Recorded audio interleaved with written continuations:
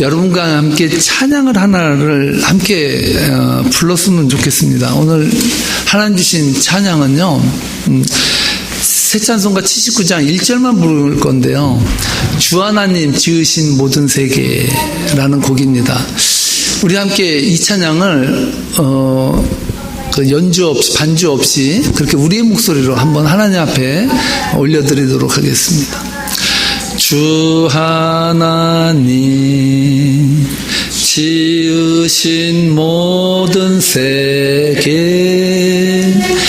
내 마음 속에 그리어 볼 때 하늘의 별 울려 퍼지는 뇌성 주님의 권능 우주에 찬네 주님의 높고 위대하심을 내 영혼이 찬양하네 주님의 높고 위대하심을 내 영혼이 찬양한 후렴만 다시 한번 주님의 높고 위대하심을 주님의 높고 위대하심을 내 영혼이 찬양하네 주님의 높고 위대하심을 내 영혼이 찬양하네.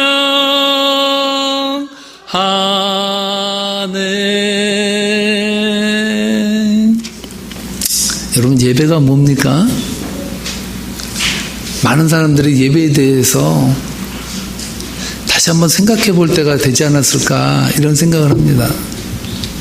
오늘 제가 여러분과 함께 79장 주 하나님 지으신 모든 세계 내 마음속에 그려볼 때 하늘의 별 울려 퍼지는 내성 주님의 솜씨 노래하도다 주님의 높고 위대하심을 내 영혼이 찬양하네 주님의 높고 위대하심을 내 영혼이 찬양하네. 예배는 주님의 높고 위대하신 우리를 지으시고 온 세계를 지으신 그 하나님의 오묘하신 그 은혜를 우리 영혼이 찬양하는 것, 그것이 예배예요.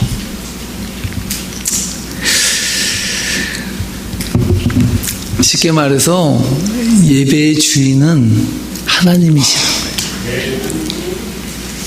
19세기에 영향력을 끼쳤던 헨리 워드 비처라는 사람이 있었는데요. 이 목사님은 유명한 부흥사로 알려져 있는 분입니다. 근데 이분이 뉴욕 브루클린 지역에서 목회를 하셨는데 어느 날 부흥회를 인도하러 다른 지역에 가시게 됐습니다.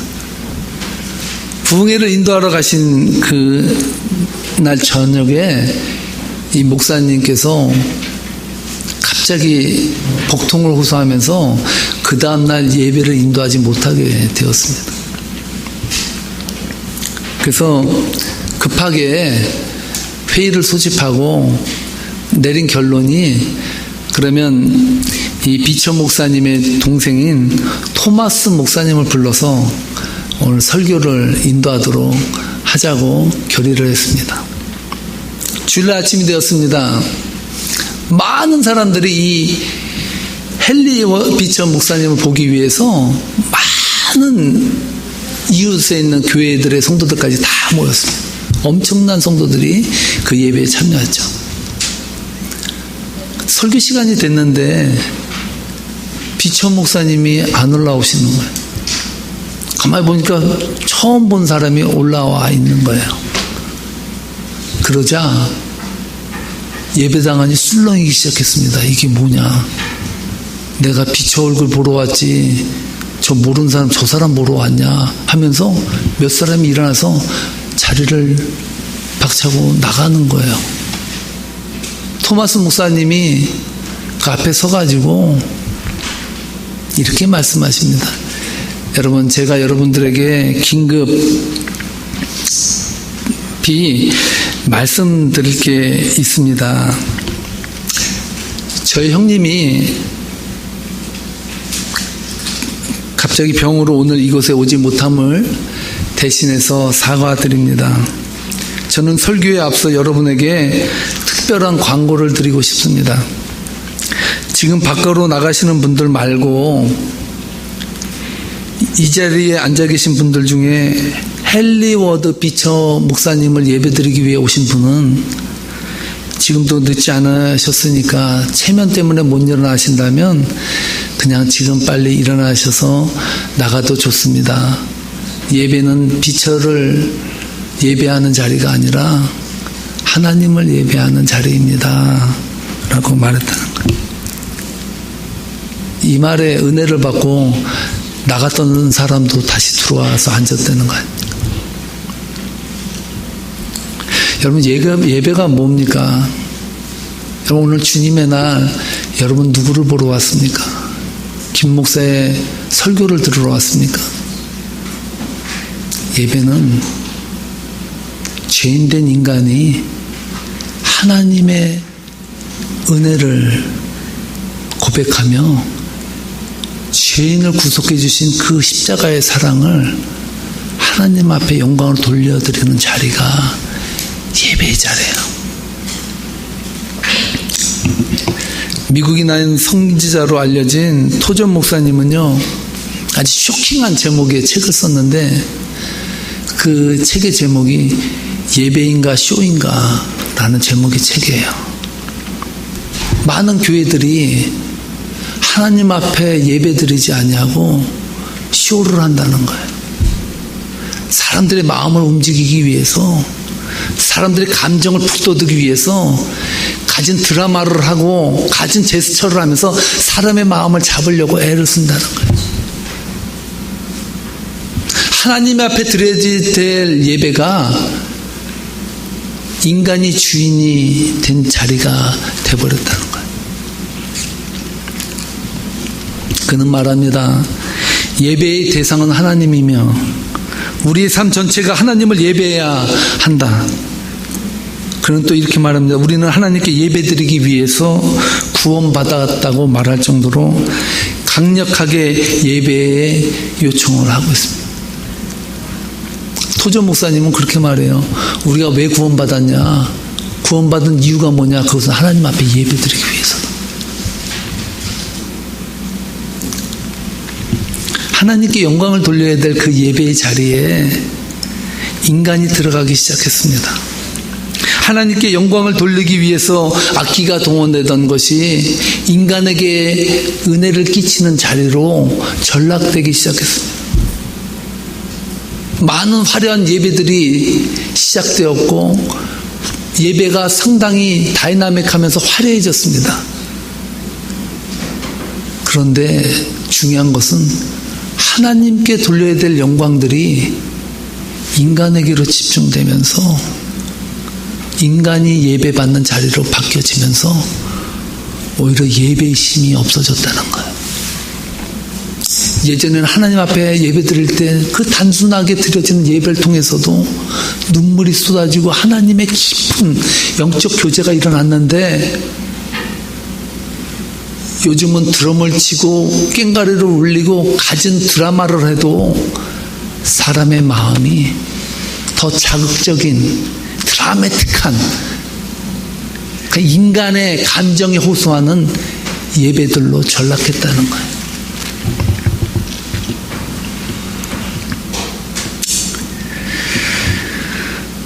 이제는 하나님의 영광을 바라보며 예배하는 것이 아니라 우리의 기분 따라 예배 드리게 되었고 조금만 기분이 나빠져도 조금만 감정이 상해져도 조금만 세상 일에 분주해도 우리는 더 이상 쇼를 보러 가지 않는다는 거예요. 신앙생활의 예배가 그리 중요하지 않은 시대가 되었다는 겁니다. 요즘 한국의 심각한 문제가 뭔지 아시죠? 한국에는 많은 가나안 성도들이 있다는 것입니다. 적각구리 흐르는 가나안 땅을 바라보는 성도가 아니라 거꾸로 안 나가 성도입니다. 교회를 안 나가도 돼요. 안 나가도 신앙생활을 해요. 쉽게 얘기하면 예배 없이도 하나님을 믿을 수 있다는 생각들이 팽배한 이 시대를, 인스턴트적인 그 교회를 우리는 지금 살아가고 있다는 것입니다.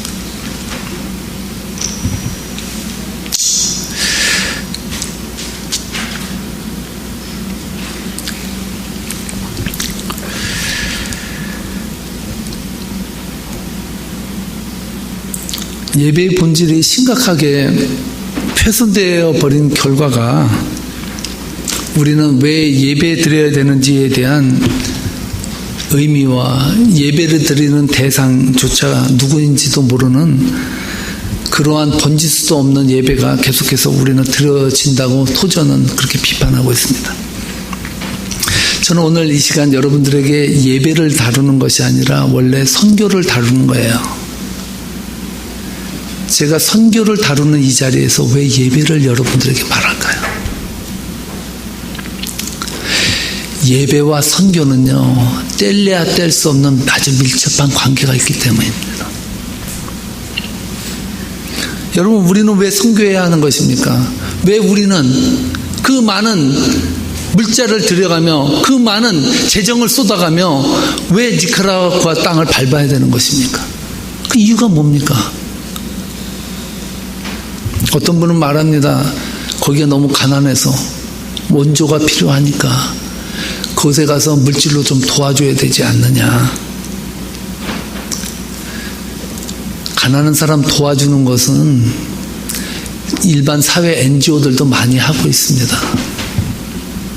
자국의 이익을 위해서 약소국가에게 구호 물자를 주고 더 많은 이득을 그들에게 취하기 위해서 많은 강대국들이 이 식민지 같은 작은 나라들에게 무한한 원조를 지금 쏟아붓고 있어요.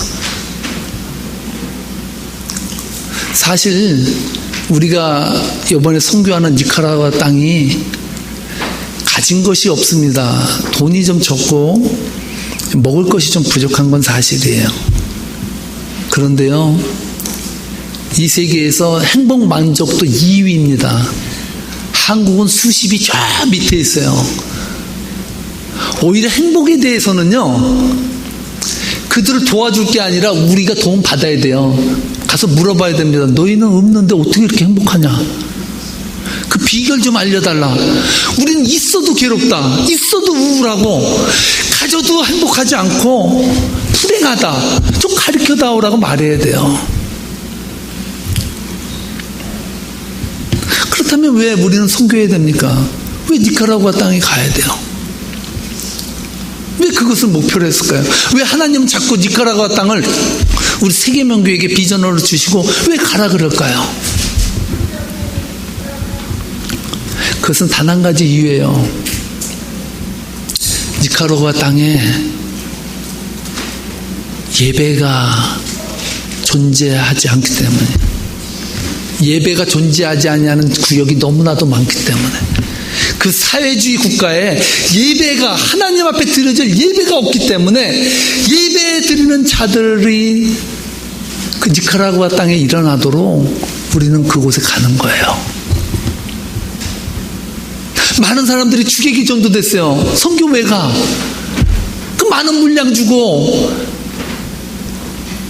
가서 아무 의미도 없이 그냥 있다가 오는 그 자리, 그것이 선교가 아니라는 거예요.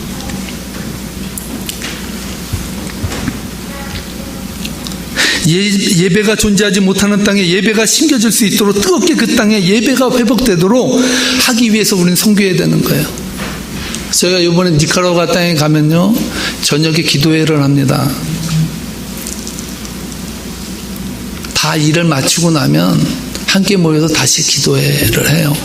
왜 그렇습니까? 우리는 거기 원조하러 간 것이 아니라 예배 드리기 위해서 갔기 때문이에요. 존 파이퍼 목사님이 쓴 열방이 기뻐하게 하라는 아티클에서 아주 의미심장한 말을 하고 있습니다. 교회의 궁극적 목표는 선교가 아니라 예배다.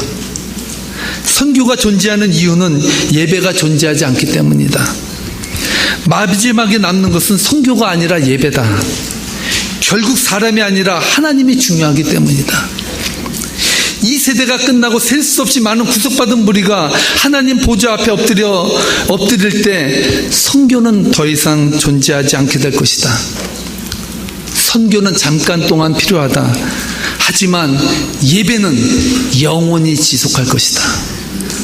우리는 죽어서 하나님 나라에 가서도 우리는 하나님의 성과 하나님이 우리를 구속해 주신 그 은혜를 영원히 그 자리에서도 찬양할 거예요. 예배는 하나님의 나라에서도 존재하고 있다는 거예요. 참으로 의미심장한 말 아닙니까? 하나님의 나라가 이 땅에 도래할 때 오직 하나님의 영광을 찬양하는 예배만 남습니다. 이것이 선교해야 되는 이유예요. 우리 세계명교회가 이 본질을 붙잡아야 합니다. 이 본질을 놓치게 되면 선교는 자선 행사로 끝나고 말아요. 우리가 선교지로 나가는 것이 중요하지 않습니다. 우리의 예배가 먼저 회복되는 것이 중요합니다. 우리에게 하나님을 찬양하는 기쁨과 은혜가 없는데 어떻게 이스라엘 땅에 우리와 같은 그 예배를 달라고 기도할 수 있겠습니까?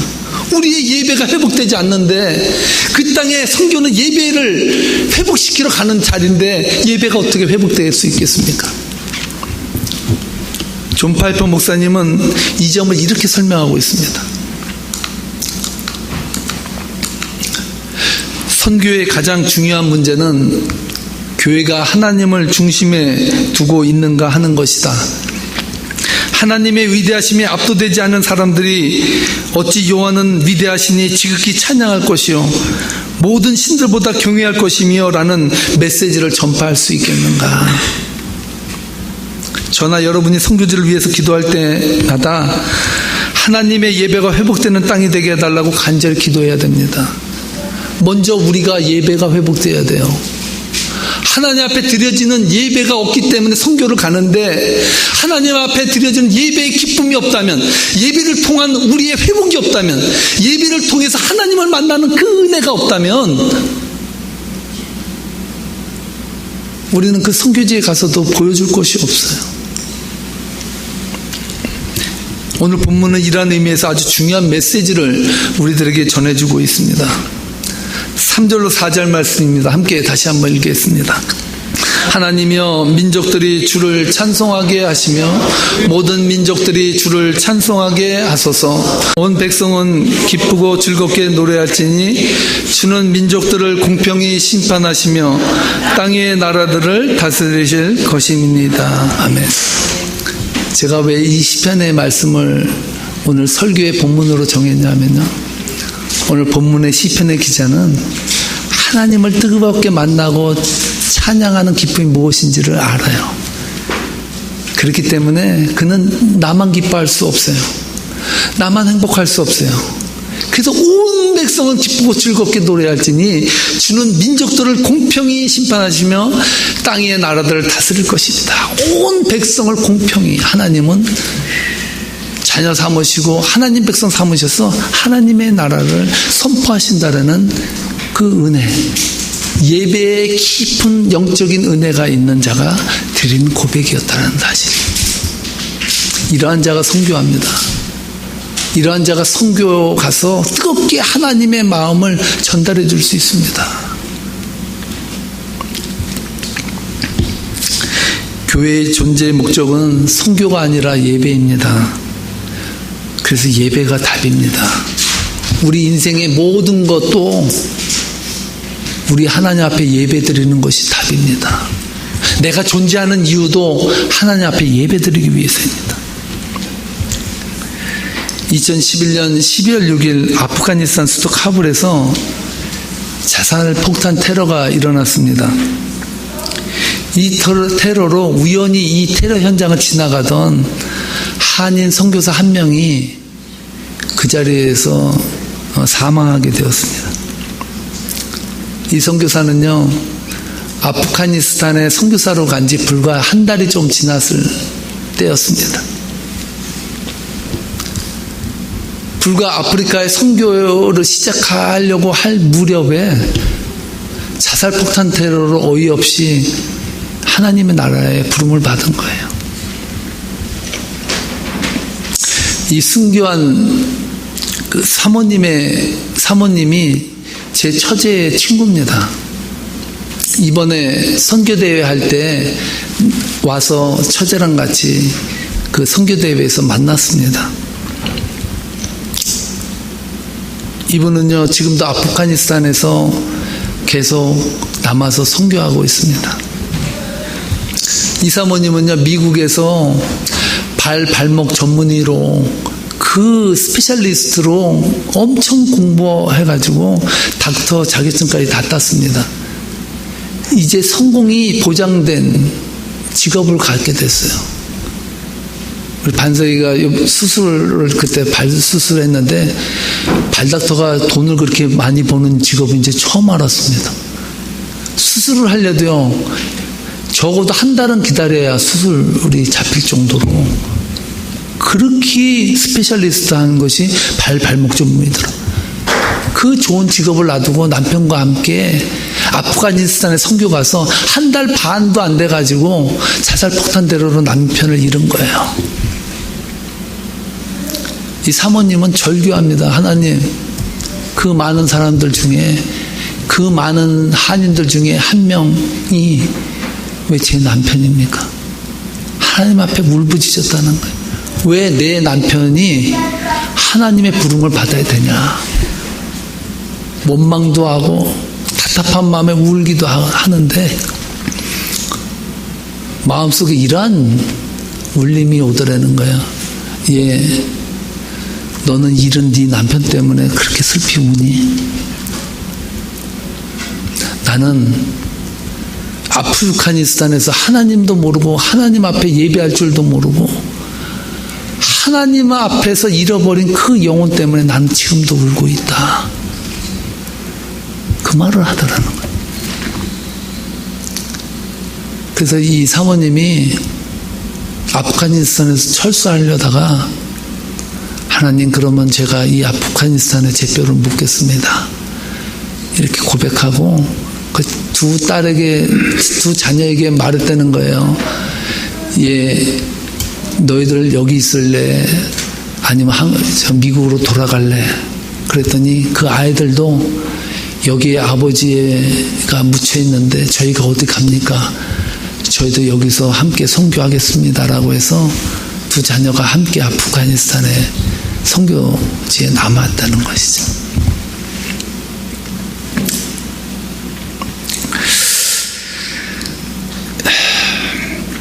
여러분, 왜 선교해야 됩니까?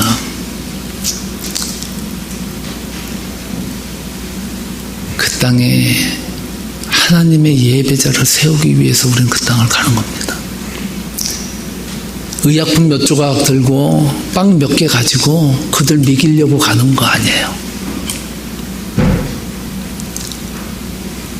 적어도 하나님 앞에 드려지는 예배를 소중히 여길 수 있는 사람, 정말 하나님 앞에 드려지는 예배에 목숨 걸 수 있는 사람, 그 은혜가 뭔지 아는 사람들이 하나님으로부터 치유의 은혜를 받습니다. 믿습니까? 하나님으로부터 능력이 임합니다. 예배에는 하나님의 역사가 일어납니다. 그래서 예배 드리는 거예요.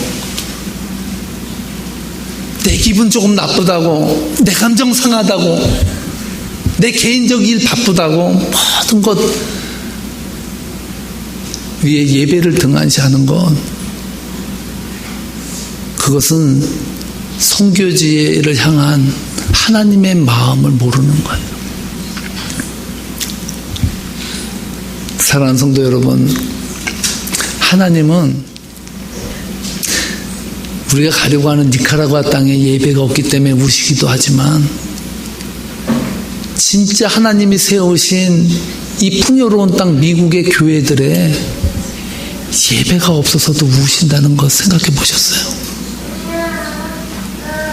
예배 드릴 마음이 없는 영혼으로 와 있는, 하나님을 찬양한다라고 와 있지만 정말 하나님을 예배하고 찬양하고 경배하는 마음이 없는 이 시대의 현대의 풍요로운 그리스도인들을 보고 우리 예수님은 우실 수 있다는 생각 안 해보셨습니까? 오늘 이 시간 우리 예수님은 여러분들에게 그것을 보기를 원하세요. 예배가 뭡니까? 예배는 하나님을 찬양하는 것입니다. 그 찬양이 없어서, 그 예배가 없어서 우리는 땅끝까지 이르러 그 예배를 전해야 되는 거예요. 오늘 이 말씀 붙들고 정말 인생을 살아가면서 우리 인생의 모든 문제는 예배가 답입니다. 믿습니까? 예배에 승리하시는 저와 여러분 되시기를 주님의 이름으로 축복합니다. 기도하시겠습니다. 좋으신 아버지,